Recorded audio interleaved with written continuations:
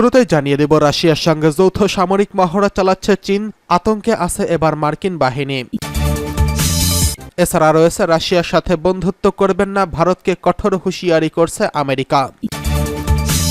জানিয়ে দেব, এশিয়া ও প্রশান্ত মহাসাগরীয় অঞ্চলে অশান্তি আনবেন না ন্যাটোর প্রতি চীনের হুঁশিয়ারি।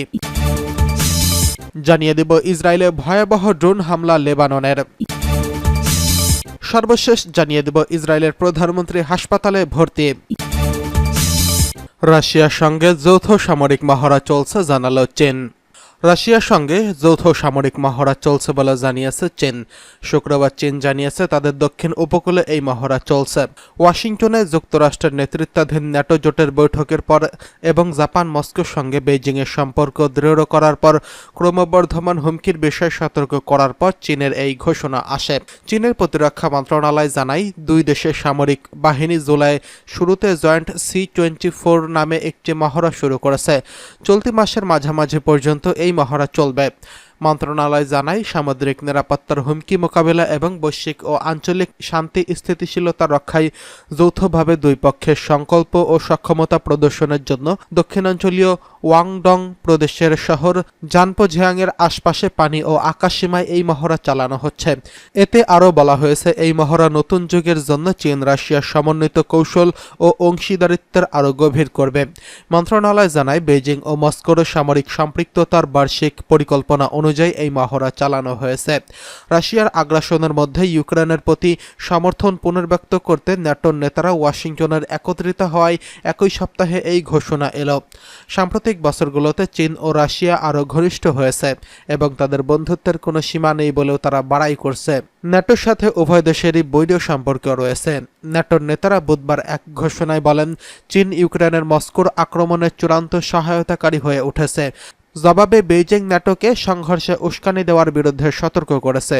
চীন বলেছে, তারা ইউক্রেন সংঘাতে কোনো পক্ষ নেই, তবে রাশিয়াকে রাজনৈতিক এবং অর্থনৈতিক সমর্থন দেওয়ার জন্য পশ্চিমা নেতারা চীনের সমালোচনা করেছেন। এই অর্থনৈতিক সমর্থনের মধ্যে বেসামরিক ও উভয় সামরিক পক্ষের বিভিন্ন প্রকার কার্যক্রমের জন্য পণ্য বাণিজ্য রয়েছে। ন্যাটোর পূর্ব সীমান্তে রাশিয়ার আরেক মিত্র বেলারুশের সাথেও চলতি সপ্তাহে মহড়া চালাচ্ছে চীনা বাহিনী। শুক্রবার জাপান জানায়, তাদের ভূখণ্ডের কাছে চীন রাশিয়া যৌথ তৎপরতায় জাতীয় নিরাপত্তার দৃষ্টিকোণ থেকে গভীর উদ্বেগ এবং সৃষ্টি করেছে। এদিকে রাশিয়ার সাথে বন্ধুত্ব করবেন না ভারতকে সতর্ক করল আমেরিকা। সম্প্রতি রাশিয়া সফরে গিয়েছিলেন ভারতের প্রধানমন্ত্রী নরেন্দ্র মোদী। এরপরই রাশিয়ার সম্পর্কে ভারতের আবারও সতর্ক দিল মার্কিন যুক্তরাষ্ট্র। আমেরিকা জানিয়েছে, রাশিয়ার উপর নির্ভর করাটা ঠিক নয়। সেই সঙ্গে বলা হয়েছে, রাশিয়া ভারতের চেয়ে চীনের সঙ্গে সম্পর্ক রাখাটা বেশি অগ্রাধিকার দেয়। মার্কিন জাতীয় নিরাপত্তার উপদেষ্টা জেক সুলিভান এক সংবাদ সম্মেলনে জানিয়েছেন, বিশ্বের প্রতিটি দেশকে আমরা পরিষ্কার করে বলতে চাই, ভারতকেও বলতে চাই, রাশিয়াকে নির্ভরযোগ্য সঙ্গী হিসেবে গ্রহণ করা ভালো পদক্ষেপ নয়। তারা চীনের সঙ্গী, যে কোনো দিন তারা ভারতকে টপকে চীনের দিকে চলে যাবে।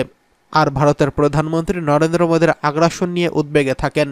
গত কয়েক বছর ধরেই আমরা এটা পর্যবেক্ষণ করছি। সুলিভান গত মাসেই ভারতে এসেছিলেন। তিনি অজিত দোভাল এবং ভারতের প্রধানমন্ত্রীর সঙ্গে দেখাও করেছিলেন। এদিকে আমেরিকার দাবি, ভারতের সঙ্গে রাশিয়ার একটি দীর্ঘ সম্পর্ক রয়েছে, কিন্তু যে কোনো সময় সেটা বদলে যেতে পারে। সেই সঙ্গে আমেরিকা জানিয়েছে, তারা গণতান্ত্রিক সঙ্গীতে বিশ্বাসী, আর দীর্ঘকালীন ক্ষেত্রে এটা অনেক সুবিধা দেয়। দুদিনের সফরে গত সোমবার রাশিয়ায় গিয়েছিলেন ভারতের প্রধানমন্ত্রী নরেন্দ্র মোদী। ইউক্রেনের সংঘাতের মাঝেই মোদী এই সফরের দিকে নজর দিয়েছিলেন অনেকেই। ভারতের প্রধানমন্ত্রী রাশিয়ার প্রেসিডেন্টকে জানিয়ে দেন, বাম আর বুলেটের মাঝে শান্তি প্রক্রিয়া হয় না। এশিয়া ও প্রশান্ত মহাসাগরীয় অঞ্চলে অশান্তির সৃষ্টি করবেন না, ন্যাটোকে হুঁশিয়ারি করল চীন। চীন বলেছে, উত্তর আটলান্টিক সামরিক জোট তথা ন্যাটো জোট এশিয়া প্রশান্ত মহাসাগরীয় অঞ্চলে আতঙ্ক ছড়াচ্ছে এবং এভাবে এই অঞ্চলে অশান্তি ছড়িয়ে দিতে চায়। চীনা পররাষ্ট্র মন্ত্রণালয়ের মুখপাত্র লিং জিয়াং গতকাল এশিয়া ও প্রশান্ত মহাসাগরীয় অঞ্চল সম্পর্কে ওয়াশিংটন ন্যাটো জোটের মন্তব্যের নিন্দা জানিয়ে বলেছেন, এই বিবৃতি শীতল যুদ্ধের মানসিকতার ফসল এবং শত্রুতাপূর্ণ বাগাড়ম্বরে ভরপুর। তিনি শীতল যুদ্ধের মানসিকতা ও সংঘাতের নীতি পরিত্যাগ করতে ন্যাটো জোটের প্রতি আহ্বান জানিয়েছেন। চীনের সঠিক চিত্র পেতে, চীনের ঘরোয়া বিষয়কে নাক গলানো বন্ধ করতে, চীনের বিরুদ্ধে অভিযোগ বন্ধ করতে এবং চীন ইউরোপ সম্পর্কে উৎপাত বন্ধ করতে এটা জরুরি বলে লিন জিয়ান মন্তব্য করেন। ন্যাটো জোট ইউরোপে অস্থিতিশীলতা সৃষ্টি করছে বলে অভিযোগ করে চীনা পররাষ্ট্র মন্ত্রণালয়ের মুখপাত্র আরও বলেছেন, চীন তার নিরাপত্তা ও সার্বভৌমত্বের নিষ্পত্তিমূলক সুরক্ষা করছে এবং রক্ষা করছে নিজের উন্নয়নের অধিকার। লি জিয়ান জোর দিয়ে বলেন, আফগানিস্তান ও লিবিয়ার ট্র্যাজেডি এটা দেখিয়েছে যে ন্যাটো জোট যেখানে উপস্থিত হয়েছে সেখানে দাঙ্গা ও অস্থিরতা সৃষ্টি করেছে। চীনা পররাষ্ট্রমন্ত্রী ওয়াং ইও আরও বলেছেন, তার দেশের বিরুদ্ধে ন্যাটো নেতাদের অভিযোগগুলো ভিত্তিহীন। এই সামরিক সংস্থার উচিত নয় চীনের ঘরোয়া বিষয়ে হস্তক্ষেপ করা। ন্যাটোর নেতৃবৃন্দ সাম্প্রতিক ওয়াশিংটনে চলমান শীর্ষ বৈঠকে ইউক্রেন সংঘাতের ক্ষেত্রে চীনকে একটি গুরুত্বপূর্ণ প্রভাবক এবং আটলান্টিকের দুই তীরের সম্পর্কের ক্ষেত্রে একটি পদ্ধতিগত চ্যালেঞ্জ বলে মন্তব্য করেছেন। চীন এই অবস্থানের তীব্র প্রতিবাদও জানিয়েছেন।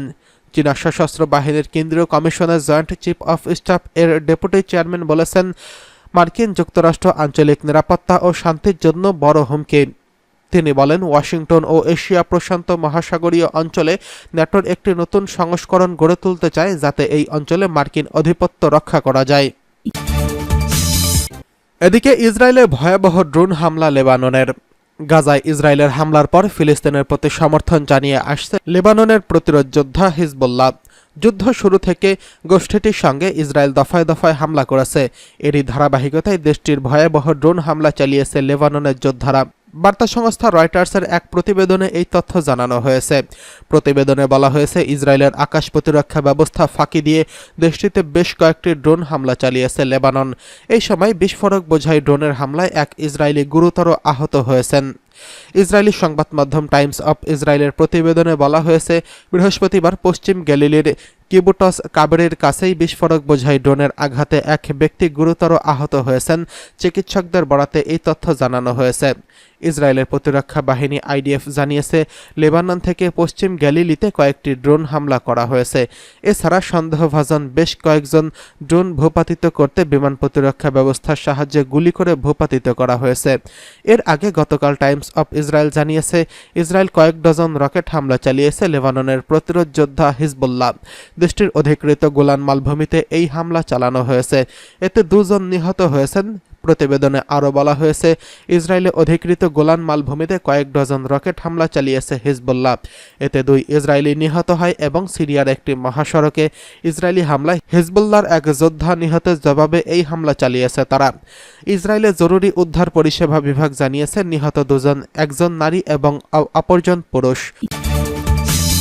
এদিকে ইসরায়েলের হাসপাতালে ভর্তি ইসরায়েলের প্রধানমন্ত্রী বেঞ্জামিন নেতানিয়াহু। অবকাশ যাপনে গিয়ে অসুস্থ হয়ে হাসপাতালে ভর্তি হয়েছেন ইসরায়েলের প্রধানমন্ত্রী বেঞ্জামিন নেতানিয়াহু। গরমের কারণে তিনি অসুস্থ হয়ে পড়েন। অতিরিক্ত গরমে পানিশূন্যতার কারণে তিনি অসুস্থ হয়ে পড়েছেন। এক প্রতিবেদনে এই তথ্য জানিয়েছে গণমাধ্যম CNN। ইসরায়েলের প্রধানমন্ত্রীর কার্যালয়ের পক্ষ থেকে জানানো হয়েছে, বাসভবনের কাছে একটি চিকিৎসা কেন্দ্রে সারা রাত অবস্থান করেন তিনি। অবশ্য হাসপাতালে পৌঁছানোর পর ভিডিও বার্তা দেন নেতানিয়াহু। তিনি জানান, গ্যালিলি সাগরে অবকাশ যাপনে গিয়েছিলেন তিনি। সেখানে 38 ডিগ্রি সেলসিয়াস তাপমাত্রায় অসুস্থ হয়ে পড়েছেন, তবে এখন ভালো অনুভব করছেন।